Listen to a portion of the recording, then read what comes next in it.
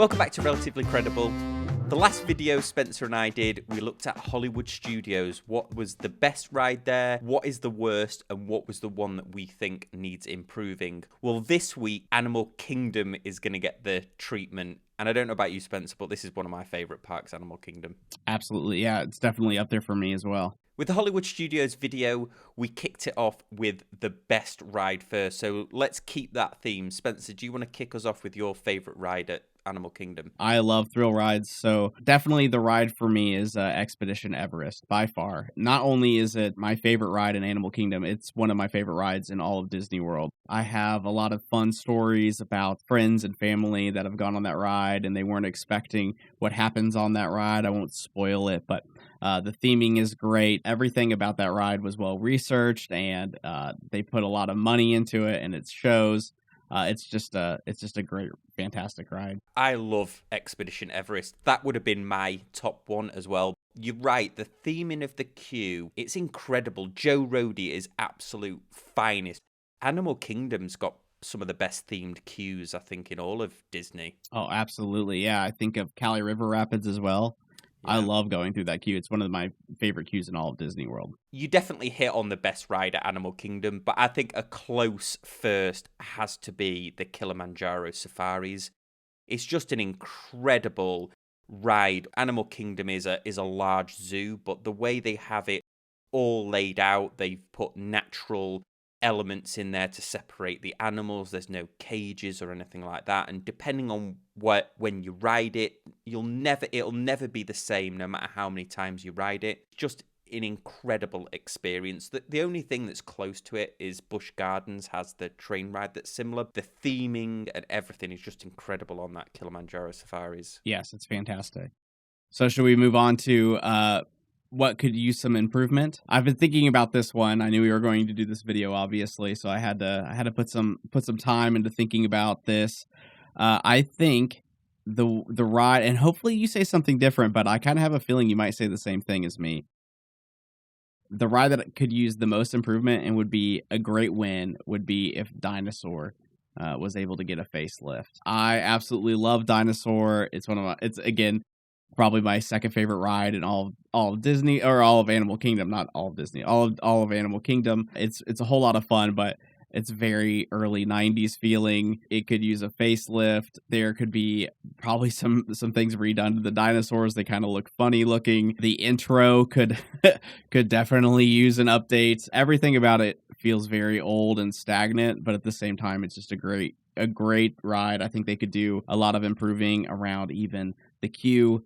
They could make that a little bit more exciting. It definitely feels like you're going into a museum, but if they could do some changing, I don't think they need to do any kind of retheming, personally. I think they can keep it the dinosaur theme, but everything just needs to be a little bit more updated and modernized, I think. I agree with you there on that one, because over time, I feel like they turn the lights down a little bit more. As things are looking a little bit old, or things start to... I might be imagining this, but I've certainly been a couple of times recently where it's almost been pitch black inside and you can't really see what's going on. When you've ridden the Indiana Jones ride, which is the same ride vehicle, when you've ridden that in Disneyland, that is incredible. The dinosaur ride is good, but the Indiana Jones ride is next level. You can really see what they can do with that style of attraction. I think Dinosaur always gets compared to the Mummy at Universal as well.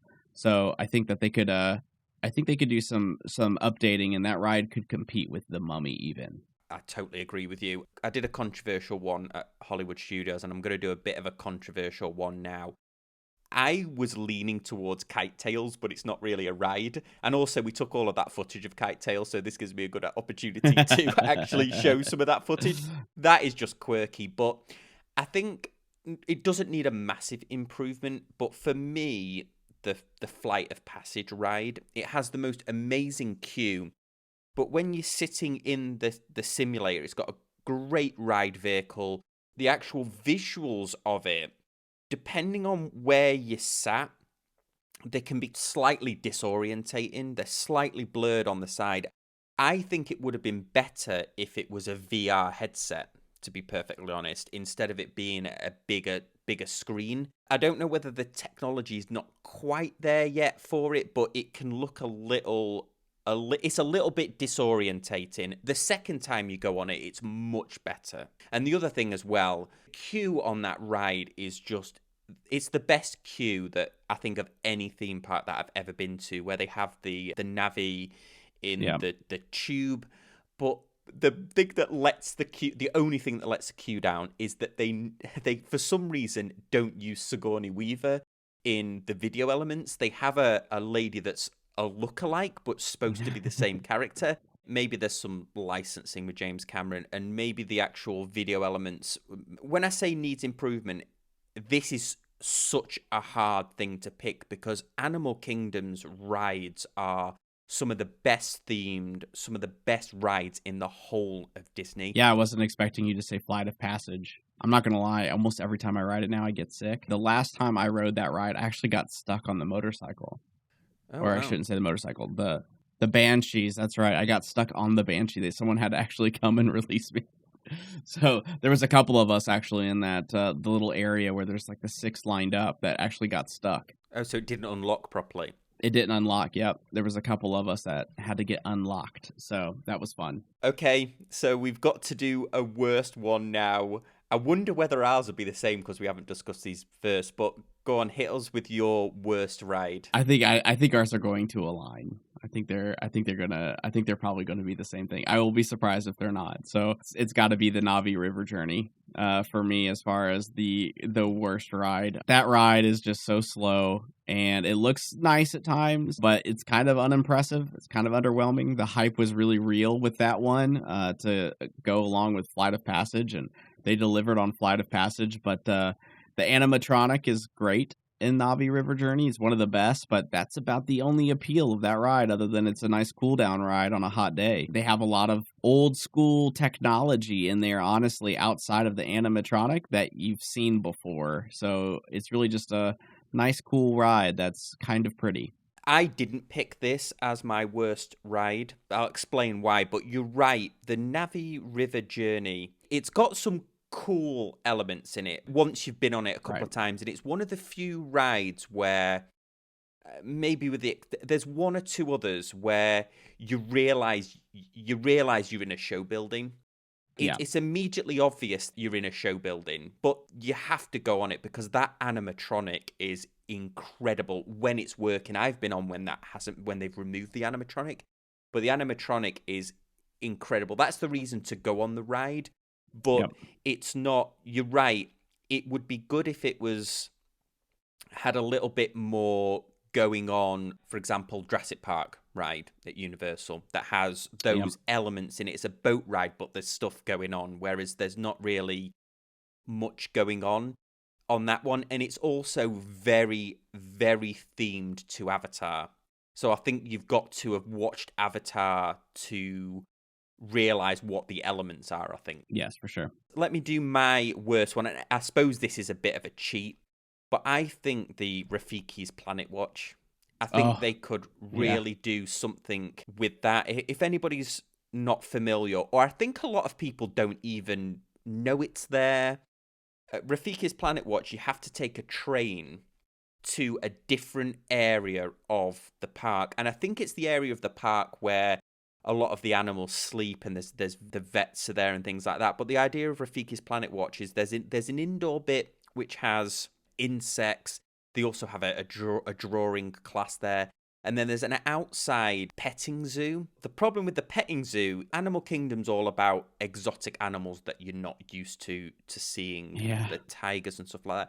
Whereas the Rafiki's Planet Watch is sheeps and goats and donkeys, like a state fair, isn't it? Yes. It's those type of animals. I think it's cool for kids, obviously. If you've got kids from the city and they're not used to seeing these animals up close. But, when I was a kid, we spent some time growing up on a farm. So I was around, around sheep and horses and things like that. So it's not that thrilling.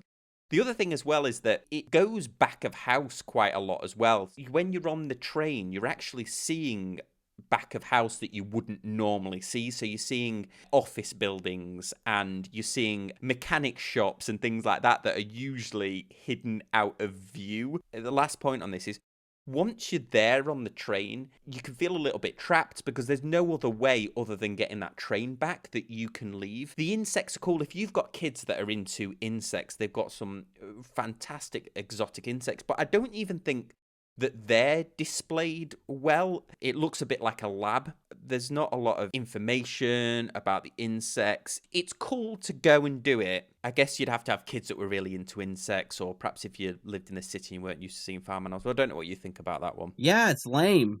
It's the one thing that I was like, I remember going for the first time. I had the exact same experience of going. I had no idea where that area was taking me. I had no idea that Rafiki's was even, like, you had to actually take a train to get there.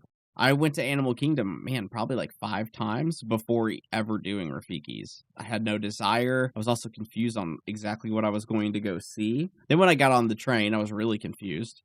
And then when I got there, I was even more confused. So when I got there, I went with my nephew. When I got there, I was like, "Is this it?" So, like, is this it? Because it looks almost like a school, yeah, like what you would take on a school, trip. School trip, yeah. They can do better because there's better at Animal Kingdom. The Asia Trek and the Gorilla Falls, or whatever it's called. I mean, they're incredible, those walks for seeing those animals. Just incredible. So Definitely. They even do it much better within Animal Kingdom. One thing that you mentioned, they do kind of expose, the quote unquote magic, because you do go through it and you get to see some of the stables, which is, I think, kind of interesting, like where some of the animals stay. That's kind of fun. Otherwise, it's a lot of industrial type buildings and equipment back there. And then you're suddenly, in this, petting zoo. So yeah, not a fan either. That's a good call. I wouldn't have considered that a ride, but you're absolutely right. That is an attraction that could use a lot of improving. A lot. It's as it stands right now, it is the worst. Well, those were our picks. Let us know in the comments section down below if you agree with us or not, and we'll see you next time on Relatively Credible.